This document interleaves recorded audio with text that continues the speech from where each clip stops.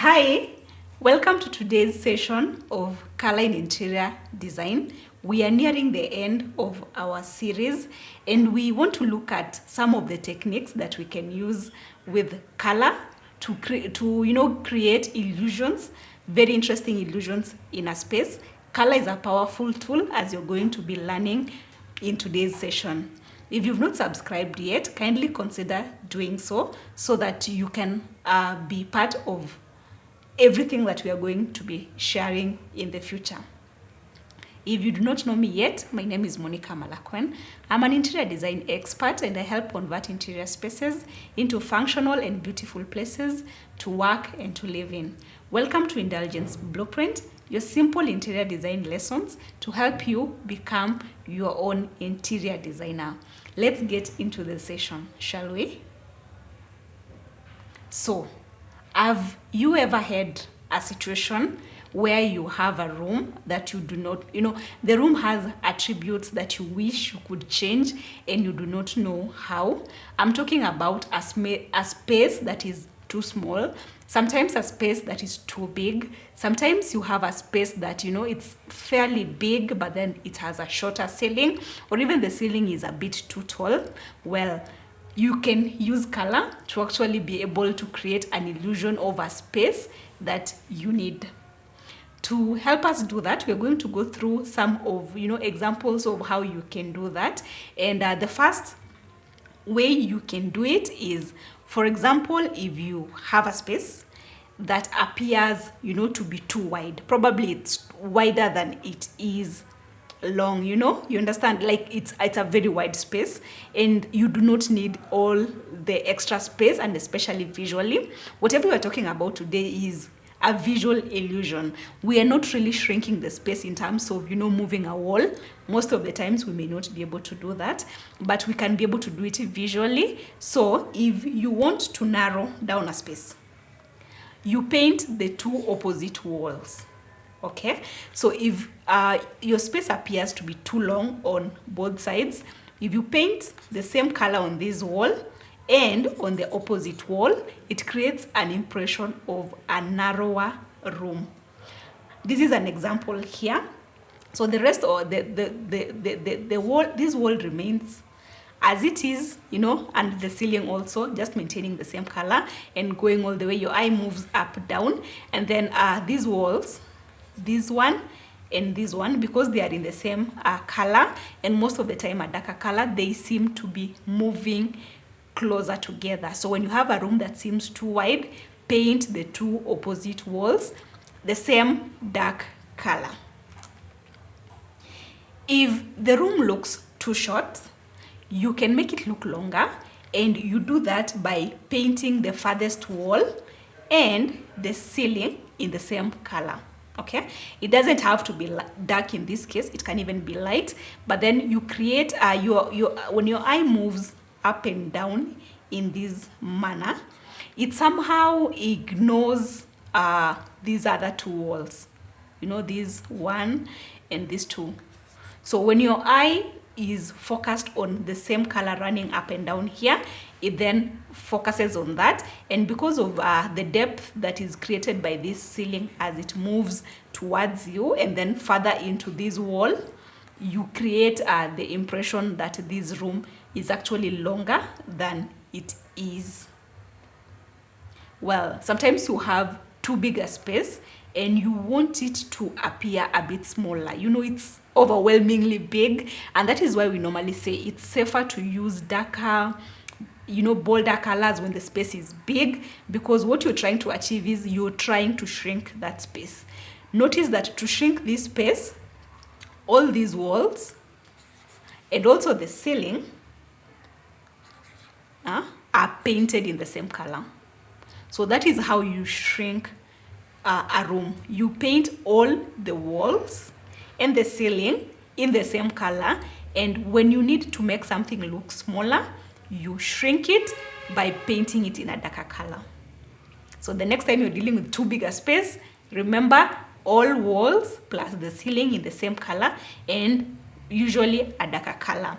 But then I think what we deal with mostly is smaller spaces. I think our challenge is spaces being way smaller than, they are bigger. So to make a space look bigger, you paint, again, just the same way you shrunk it.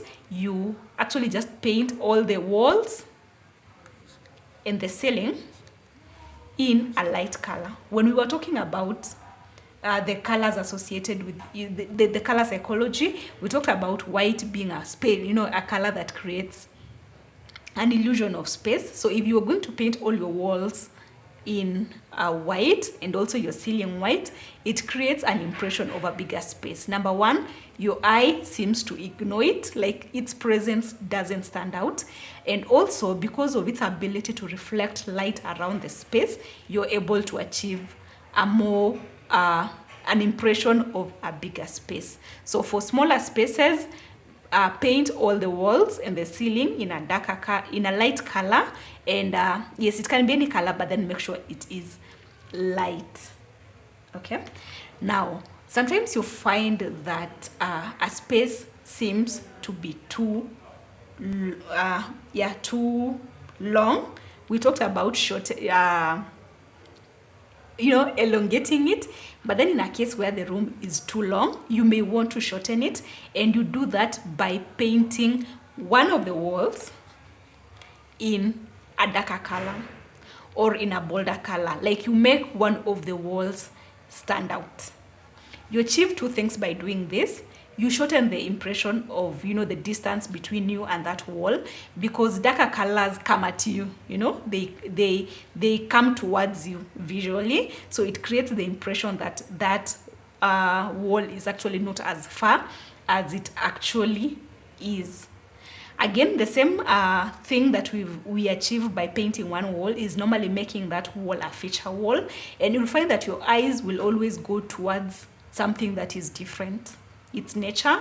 So if you are going to paint that one particular wall, that makes that wall your feature wall. So make sure that is also something that you want to achieve. And you can do that by rearranging the arrangement of your space, so that the same wall that you want to make shorter, also becomes your feature wall. Okay. Now, sometimes you find that your ceilings are too high, sometimes actually higher than you need them to be. And to lower that ceiling, to give the impression that it is lower than it actually is, you paint it in a darker color. As you notice in this space, we've painted this ceiling a darker color, and it makes it appear like it is actually shorter. So it shortens the ceiling, it brings the ceiling lower. Notice the rest of the spaces are just in a neutral color. Okay, this is an illustration, so do not feel tempted to always paint gray to create those impressions. No, you can use any other color. Where it needs a lighter color, as I've explained, use a lighter color, but when it needs a darker color, you can also use any dark color, and you're going to create that kind of impression. When you look at the industrial interior design as a theme, you will notice that most of those ceilings are painted black. Why are they painted black? Number one, they are somewhere up there. They are usually industrial buildings are very high, so you paint the ceiling black and it seems to come a bit lower. And number two, it helps you forget it exists somehow, so you focus on everything else. If you need to stretch the room, and especially horizontally, this is the first time we are seeing split colors. So to do that, for you to be able to stretch the room horizontally, you break the wall. Okay, you break the wall into two different colors. It could be color, it could also be a feature. Like if you've noticed lately, there's a lot of they call it wainscoting, where the lower part of the wall has a pattern, probably made out of wood and painted in different colors. You can see it in my background. I hope you can do that. Yes, but if you use such kind of a feature, probably on the lower side of the wall, or you can also use paint, you create the impression of a stretched room, and especially horizontally.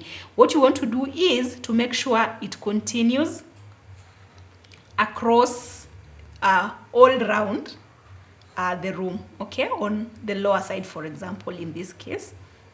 So it's going round on one side, the entire of this side. Yes, that way you're able to break the flow of the eye. You're having two features. It could be one, two colors, or a different design on the lower side or even on the upper side, and it goes across the space. That way you're able to move your eye around the space. I think the reason why it actually creates that impression that this room is actually very wide is because your eye is inspired to move all the way around, and that way you achieve a space that looks wider horizontally. Well, if you want to make your space look taller, again, that is a problem we have. Shorter ceilings, our ceilings are really low. So to create an impression of a taller ceiling, you want to just like we broke the space to create a wider room, you then break your color so that you are having kind of a pattern that goes upwards. They are narrower, you see. So what your eye perceives of these narrow strips is height, because when your eye looks at this space, it tends to look at this color, you know, and it gives an impression of height. It treats each of these stripes individually. That way it creates the impression of, you know, the height. So if you want to create a room that looks a bit taller, break your color into stripes facing upwards, and you will be able to, you know, perceive the impression of a taller space. You can still apply these with other elements and principles like pattern, and we're going to discuss that in the future. But if you're using color, break your color into slimmer stripes, and you'll have that impression of a taller room. Similarly, if you want to make your room look wider, same principle, longer horizontal lines.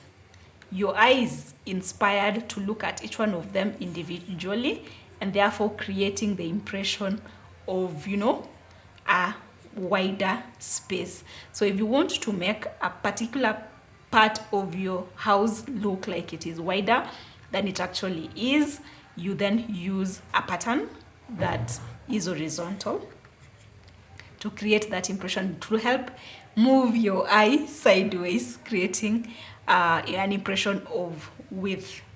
Just a quick one. This applies also in your clothing. You know, if you want to look taller, where, you know, upward stripes, they create the impression of length. If you are avoiding looking big, completely avoid horizontal stripes, because again they create the same impression. And sometimes you have a very special feature on your ceiling and you want to highlight that. This happens a lot. For example, if you're using, you know, wooden slats on your ceiling and you want to create you want to help draw the attention of your eye upwards, just create a feature, paint the ceiling, you know, give ceiling color. This happens a lot when you're using, like for example, a white color scheme and you only have maybe wooden slats on the top of your roof. So by doing that, the attention moves upwards. Okay, yes, so that is one way of just ensuring that you move your eye upwards. Unlike when you wanted to lower the ceiling, when you painted the whole ceiling, you know, in a darker color, if you just want to make a feature of whatever features you have in the ceiling, you can do that by just creating painting portions of your ceiling like illustrated in this example. We've come to the end of the session. I hope that was insightful. I hope you have a technique that you can use when you want to alter the impression that your spaces creates. If you enjoy this video, kindly like it, Subscribe to the channel, hit the notification button so that you do not miss future videos from us. Once again, my name is Monica Malakwen. Thank you for staying to the end of the session. Bye for now.